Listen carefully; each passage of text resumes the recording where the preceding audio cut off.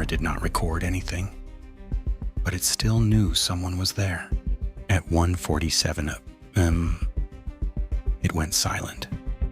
Not broken, not destroyed, disconnected. 25 minutes later, it detected a human presence at the door. And that gap is where everything begins to fall apart, because whoever came that night did not rush. He waited 4 hours, and that is the detail no one has truly explained. Not why he came, not how he entered, but why he chose to wait until 2 a.m. Because that is not hesitation. That is timing. And timing like that only comes from someone who already knows exactly what will happen next. Nancy Guthrie was 84 years old. Every Saturday followed the same quiet rhythm. Dinner at her daughter Annie's house. A ride home. The garage door closing behind her. The house settling into the night. That night was no different. At 9:50 p.m., her son-in-law, Tommaso, watched the garage door seal shut. Then he drove away. And for most people, that moment would mark the end of the story. But here it marks the beginning of something else, because someone else had already been there before. Not once, twice, January 11th, January 24th. On both nights, a man stood at her door, gloves on, hat low, face hidden. He did not force entry. He did not make contact. He just looked, and then he left. At first, that might sound like nothing. A stranger passing by, someone at the wrong address. But if that were true, he would not come back. 3 weeks apart, same behavior, same concealment. That is not coincidence. That is observation. And when you realize that, the timeline stops being a sequence of events. It becomes preparation. Let's slow this down and look at what most people missed. The first detail seems simple.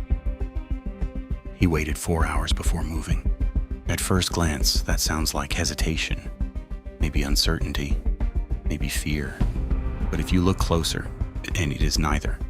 A house does not go silent the moment someone walks in. Lights shift, rooms change, a television flickers on, then off. A hallway light lingers before disappearing.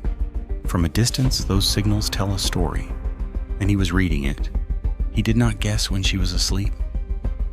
He watched until he knew. Now consider the second detail. 2 a.m. It feels arbitrary, just another late hour in the night. But if you think carefully, why not midnight? Why not immediately after she got home? Because 2 a.m. is not just late. It is the lowest point of human alertness. The body slows. Reaction time drops. The mind struggles to wake fully.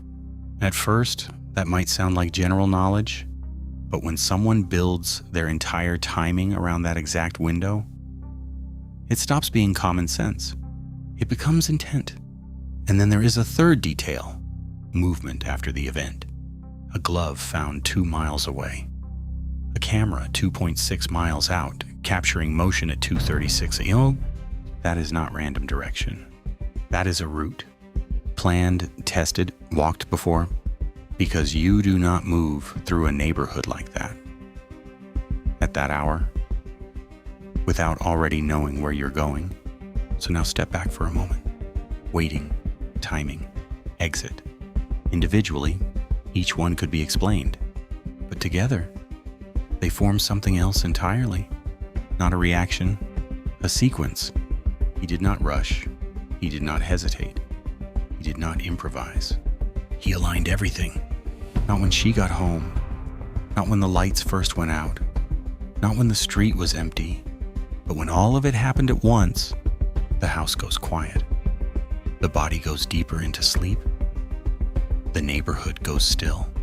And he waits until that moment, because this was never about opportunity. It was about control. Look at what he brought with him. A backpack, packed in advance. A holster, visible, ready. Walkie-talkie. Communication prepared. This is not someone reacting to a situation. This is someone carrying a plan into a place they already understand. And then there is the detail most people overlook. The camera did not fail. It was disconnected at 1:47 a.m., not at the moment of entry, not during a struggle, before anything visible even happened, which means he did not just plan the entry, he planned the blind spot. He removed the only set of eyes before stepping into view. And then he waited again. 25 minutes. Not moving fast, not rushing in. Positioning, because when the motion sensor finally triggered at 2:12 he was already there. Already inside the sequence he had built. And 16 minutes later, the signal from her pacemaker was gone. Not disrupted slowly, not fading. Gone. That is not chaos. That is precision. Up to this point, it is easy to believe this was just a well-planned intrusion. Careful, patient, calculated, but still external. Someone watching from the outside, someone learning patterns from a distance. That is what we assume. But if you look again, something does not fit. Because waiting 4 hours only makes sense if you are certain of what happens inside that house. Not guessing, not estimating, knowing. Before, we thought he waited for the house to go quiet. But if you trace the timing more carefully, the waiting lines up with something else. Her medication.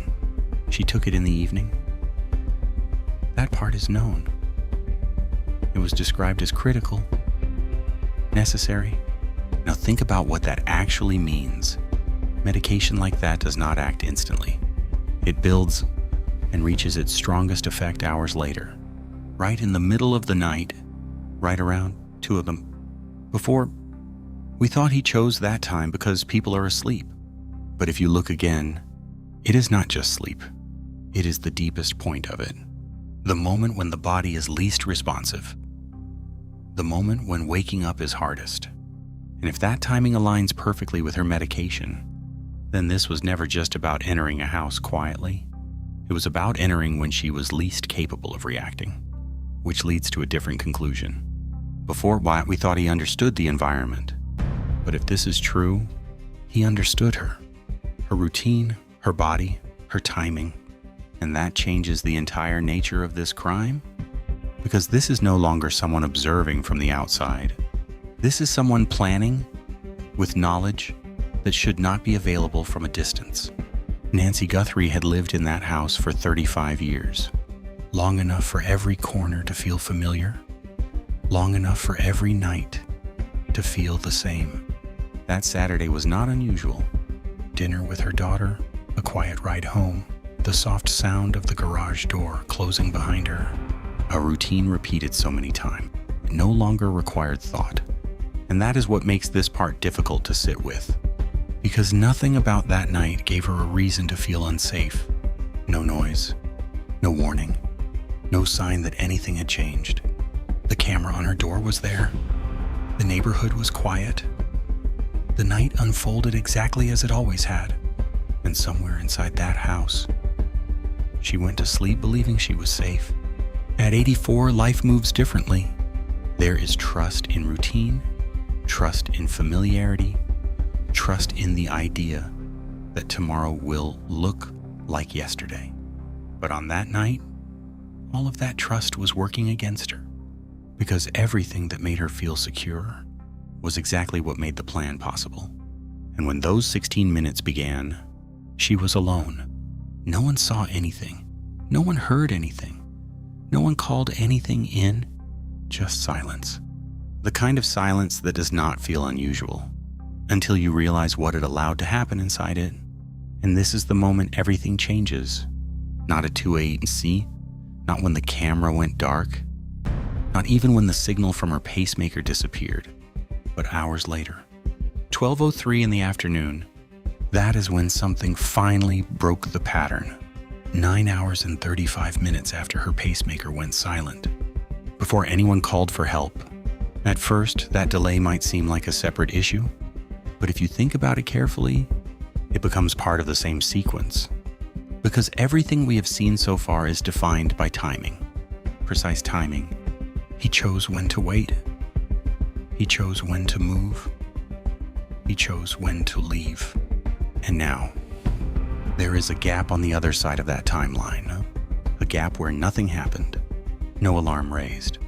No immediate response. Just hours passing without interruption.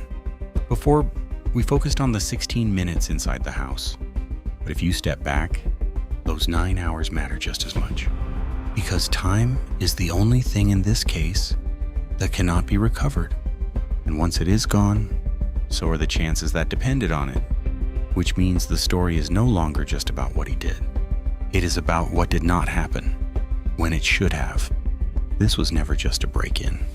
It was not a moment of chance, not a decision made in the dark. It was something built piece by piece. Long before that night began, 4 hours of waiting, 16 minutes of execution, 9 hours of silence. Each one connected, each one deliberate. At first, it looks like a disappearance, but if you follow the timing, it becomes something else entirely.